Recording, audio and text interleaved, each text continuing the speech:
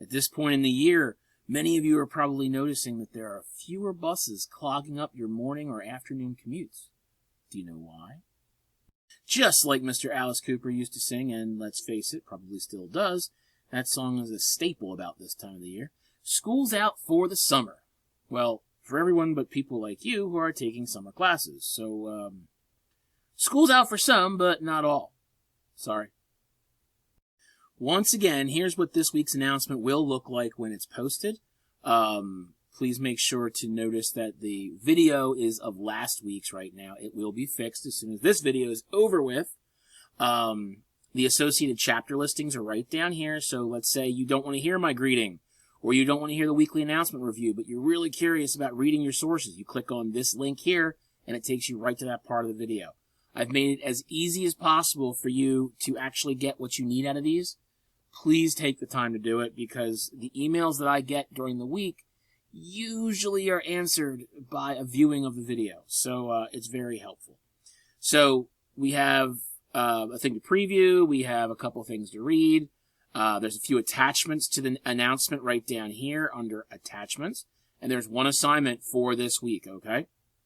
So off we go. Awesome sauce.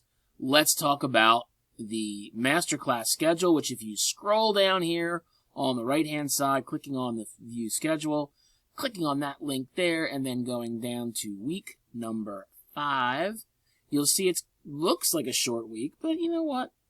Looks can be deceiving. There are 2 things to read, which are CSET. We're going to talk about that. Some of it's a review for you, some of it's not. And 1 assignment. It's a graphical organizer. So, before I start riffing on something else, let's get jumping into what is CSET. Okay? Fantastic. In what is CSET, we introduce, or if you had me or other teachers like me in English 101, reintroduce the introduction of source material into your writing by a 4-step process known as CSET. Very quickly, a little history. I think every English teacher has had their own way of teaching students how to integrate source material, because we've all seen how terrible it can truly be when they don't do it correctly. When you, the student writer, just copies and pastes the material from the source, there really isn't a ton of integration. It's just slap this in and move on. It never works. So instructors like Dr. Bill Lewis from the University of Delaware created a catchy and pithy way to explain the steps needed to really work in your material. My own method was also 4 steps, which were practically identical to his, but I named mine the Shun method. That's a story for another time, though. So, knowing that pretty much every English teacher has had a version of this method, what is it? Well, CSET stands for Claim, Setup, Evidence, and Tie-in. It prevents you from just smacking material in and moving on. It weaves external references into your own ideas, and then it creates a readable paper. Let's chat about each section really quickly, okay? Claim is literally what you're trying to prove within the section you're writing. Sometimes it ends up being a topic sentence, the first sentence in the paragraph that tells your reader exactly what the remainder of the paragraph will include.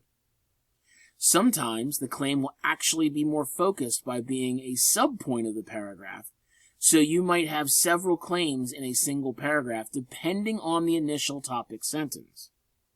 Regardless, the claim will show your reader what you're trying to prove, and they will assume that what follows will provide the source material to back it up. Setup is literally the material to introduce your source material to the reader. Wow, the material to introduce your source material. That's repetitive. I should change that for next time. It usually includes the source's material. There's that word again. And the main rhetorical information. Okay? Now, what's rhetorical information? The rhetorical information would be the title of the work, the author, the year of publication, and you've already probably given the thesis statement, so it's right there. So the rhetorical information is anything we can use to identify what that source is, okay? After that, you can really add whatever else you'd like to fully flesh out and underline the credibility of that source. You can add the currency or the year of publication or update, which is necessary. The author's educational or employment credentials, or even the source material's credibility if it was published on a website or in an academic journal. This is where many writers choose to establish the beginning of the citation by dropping the author's name and year. Evidence is the easy part, because you've been doing this one over and over since junior high. This is where you either provide your direct quote or, better yet, your paraphrase of the material. It's a very smart idea to use paraphrases more than direct quotes, because with a paraphrase, you can direct your ideas in your own words rather than go back and forth with another author's direction or wording. Your goal is to explain the material in your own words so that your reader can see cohesiveness throughout your paper. Finally, we have the tie-in section. And in my opinion, it is the most important part of this process. I used to call it the explanation in my method, but it's literally the exact same thing. How does this material contribute to the thesis statement and the support of it, and the overall flow of the paper as a whole? How does this specific paraphrase, or direct quote, but it should be a paraphrase, affect the argument of your paper? Why was it important enough to include within the explanation of the point set forth in the claim? Basically, this section here is why did you include this? Don't say, I included this because. That's ridiculous.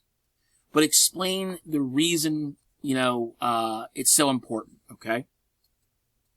Now, many of you who haven't used CSET before just slap a quote in and move on, like I've said a few times. And then you complete, and there's no really way that you can make the page length requirement. If you do that, you're screaming that you can't make 5, 6, 7 pages. If you take the time and run your quote or paraphrase through CSET, or my Shun method, same thing, there is no way you won't make that minimum page length. Instead of 1 or 2 sentence quotes, you are now adding a minimum of 4 sentences onto each instance of source material. It's awesome. True.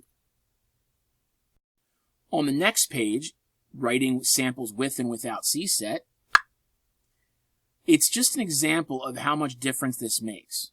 I mean, yes, you have 2 paragraphs. 1 here, 1 here. Which one do you think used CSET? You don't have to be an English teacher to tell me that paragraph 2 used CSET because it's longer. You don't even have to read it to figure that part out, okay? But you can see the citations, you can see all of that stuff in here. So if you go through paragraph 1 and then paragraph 2 to kind of see what the difference is, that's going to be a good idea in practice. Oh, look, it's easier to read. There's a surprise. And then down here we have our example, which kind of splits things up, which is nice. You can go through and take a look at exactly what this is and how it goes together. They've color-coded this. The claim is going to be your first sentence in, what's that? Red maybe, or magenta. I don't know. It's a red, maybe pink or dusty rose. I don't know.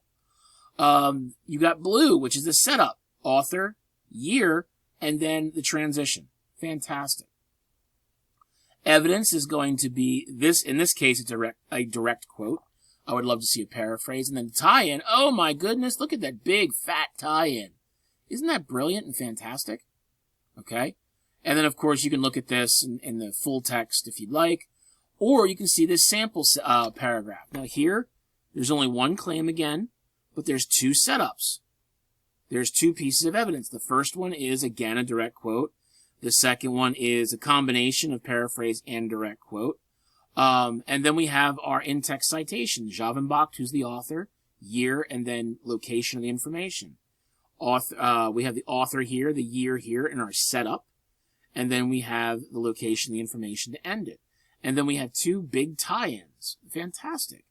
Now, this is great. It works. It's helpful. But I have something else to show you as well. 2 of my wonderful colleagues decided to create their own here. And it was on the idea of corporal punishment in disciplining children, a.k.a. spanking. And they went through and kind of did the same thing. They color-coded, except this is definitely pink. I don't care what you tell me. This is pink. This is blue, this is green, this is purple. And as you can see, pink is claim, blue is setup, green is evidence, and purple is tie-in.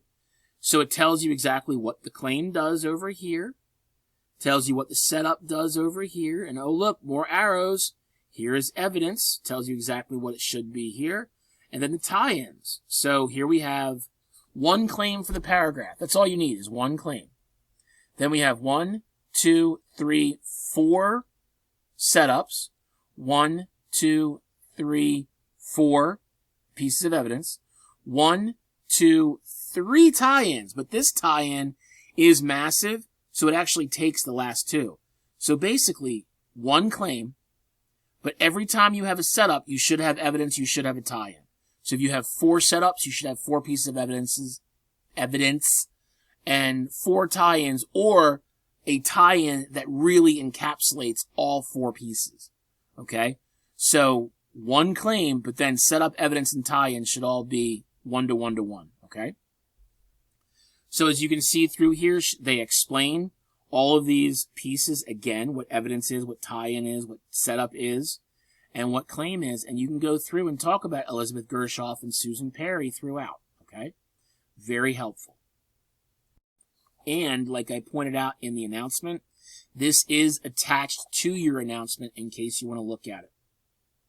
All right. Now that we're done with these two things, let's chat about the lone assignment for the week. The Unit 2 Informative Essay Graphical Organizer. The original copy of this assignment was absolutely awful. It was a travesty of formatting. While it was not the worst one I've dealt with, I finally got around to reformatting it in just a way that makes next week's paper that much easier to write. So you click on this link here, it brings up this. Ain't it a beaut clock? So now I just kind of want you to fill in this to the best of your abilities, okay? Yes, there are 3 pages of it. And I want to go through each one really quickly, okay? So let's look at this again. All right. I tried to make it as self-explanatory as possible. We've got general directions up top. Ignore the fact that it says Unit 1 Literature Review Essay Planner. I use the same template, but I forgot to change that. This is indeed what you have to do. First, list out your general topic again and your preliminary thesis statement, what you are trying to prove. So, for example, mine was, internet security and policing. Great, that's my general topic. My preliminary thesis statement is the world's governments need to come together to create an international police force, much like Interpol, to adjudicate and prosecute cybercrimes all around the world, okay? So there's my thesis statement. I'm saying that we need to do this, okay? Great. So once you get through here, you go into your introduction. It's going to be a single paragraph in your final copy. And give me an attention getter or a hook. Figure out something that is going to get your reader, aka me for right now, really interested and excited to read this paper. For some of you, it's going to be a third-person anecdote or a short story about your topic. For some of you, it's going to be a surprising or a shocking statistic or a fact. All those work. I really hate it when people start with quotes, because you should always introduce the quote, and nobody ever does, okay? You just kind of put the quote there and then start writing, and it just doesn't link up, okay? Give me an explanation of the controversy. Why is this topic so problematic and so arguable, okay? And then here, yes, you need to develop a thesis question. I will always know who understands the assignment and who has watched the video by the last sentence of your introduction. If it is a question, congratulations, you've actually done what you're supposed to do. However, in Unit 2, if you give me a thesis statement rather than a thesis question, when we're asking and requiring a thesis question, I know the rest of the paper is not going to follow the directions. So here, what question are you asking? So for my example, we need to have a international police force to prosecute and adjudicate cybercrimes. My question might be, should there be an international cybersecurity force responsible for policing the internet? There's the introduction to the argument. That way there's two sides. We can see that yes, we should, no, we shouldn't. And then we remember what our thesis is up here, because we're going to use that later. Then our background is going to be a single section, our single paragraph. We're going to introduce our two new articles. And again, give me the title, names of the authors, year of publication or update. Remember, 5 years or less. What is the major purpose? Is it to persuade? Is it to inform? Is it to entertain? Is it to persuade and entertain? Or is it to persuade or inform? Okay. So make sure to put that in there. And what are some main ideas? Because you're creating a short summary. What are the main ideas of that article? And we're going to do it both, for both articles here. Okay. Then, what information do you think the reader needs to know in order to truly understand the overall argument? So is there anything confusing? So for example, a lot of you may never have heard of Interpol. Okay. Interpol is the International Police Force, okay? A lot of different countries are involved with that, and they basically take care of crimes that happen over country lines. So you can't just rely on Peru to take care of something in Argentina. You know, you get somebody else involved. So you would define any really confusing statements or definitions here. Key concepts and shared information, and that's kind of the same thing. What concepts do both authors have in common? So in your case, they'd be talking about the same argument. What are the ideas that are shared? So do they have anything that they agree on? That would go here as well, okay? And again, if you want to see this in practice, take a look at the sample essay that I have attached to the announcement. The comparing perspectives portion, which is 2 paragraphs minimum. Please do not jam it into a single paragraph. You're going to go back to the Unit 2 article selection and comparing author perspectives document that you submitted for week 4. And you're going to look at your first point and your second point. And I think I had you do 3, but I'm only having you list off 2 here. You're going to show me what 2 things you talked about. What did both articles talk about and in which direction? The first article did it this way. The second article did it this way. And how do you kind of tie everything in at the end? What do you talk about at the end to kind of show how this author felt this way and this author felt this way? So again, look at the questions that I have here, and that will help you. Same thing down here. It's the exact same thing. This one's argument point 1. This one's argument point 2. So you're going to do the exact same thing. Then we have the most important point of the essay, the exploratory synthesis, which is going to be a minimum of 1 paragraph. If you want to write 2 or 3 because you have so much to say, that's fine. But it's going to be under the same section, exploratory synthesis. Give me your thoughts on the argument. What did you think about this issue prior to reading the articles? What do you think about now? How have your ideas changed? Has your mind changed by any of the new material that you've digested? If so, why? What was that material that changed your mind or gave you a different perspective? If not, why are you still holding on to what you thought of in the beginning? Okay? Do you think there's anything you could have found that would have changed your mind? And that's right here. Personal experience. Yes, Virginia, there is a Santa Claus. Personal experience. I want to know if you have any personal tie-in to this topic. Okay? So if you're talking about in vitro fertilization and you want to share saying, yes, you know, I was an IVF baby, or, you know, my wife and I are going through this now, or my husband and I, or my wife, you know, whatever. You know, that's where you put the personal experience here. And it might just be, I don't have any personal experience with this. I just thought it was a very interesting topic. Okay, great. If not, why did you select this topic to write about? Give me a little bit of a reason here. And then further research needed. What do you think you will still need to find in order to prove your point? Okay? What do you think you will find to strengthen the weaker part of your argument? That goes right in here. And then finally, a nice short conclusion, a call to action idea. Considering the information you've presented, what do you want your reader to know, to see, or to do with this new information and your topic? So do you want them just to understand it, or do you want them to write their Congress people, or what? Okay? And then, way back up here in the introduction, you had your thesis question. You're going to answer that right here as a thesis statement. So this should be the statement that you're going to carry with you into the Unit 3 paper. It's literally going to be the answer to your thesis question. Okay?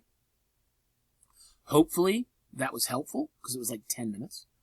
And then you're going to put your 2 references right here in APA format. Again, if you are confused, if you are angry that the last couple times you put your APA stuff in here, I said, well, you're messing up on capitalization, you're messing up on indentation, you included first names or whatever it is. Click on this link here. It takes you to the Purdue University Online Writing Lab APA Introduction. It will show you exactly what you need to do by clicking on the Formatting and Style Guide, and then right here, References List. Okay? Take a look at that. And it all came from here. All right? Perfect. Now that's all, folks. Probably not the shortest video, because it's not. It's just under 22 minutes. But there was a lot to get through again. CSET's very important. But I'll shut up now. I hope everyone has a great week. I hope you all pay attention to the video, because I went over that homework for 10 minutes. There shouldn't be any questions. If there are, reach out to me. I'm happy to answer them, but I'm going to ask if you watch the video first. So reach out early in the week. Stay safe. Enjoy your summer. See ya.